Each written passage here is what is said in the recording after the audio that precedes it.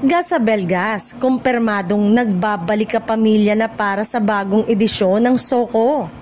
Kumpirmado na ang pagbabalik ng nag-iisang Gasabelgas bilang kapamilya sa bagong edisyon ng isa sa mga sinusubaybayang kapamilya program na Soko. Sa pagkakataong ito, makakasama ni Sir Gas ang ilan sa mga matatapang na mamamahayag ng ABS-CBN News na magsisiyasat sa mga malalaking isyu ng krimen na sina Jeff Caparas, Zion Ambrosio, Liza Aquino at Jessie Cruzat.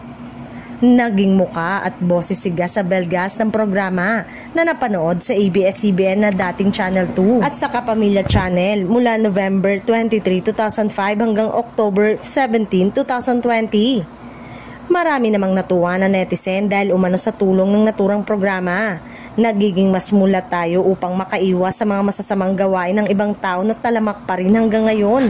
Maaalalang matapos ang shutdown ng ABS-CBN noong 2020, lumipat siya sa TV5 Signal Entertainment kung saan patuloy niyang ipinagpapatuloy ang paggawa ng mga related content.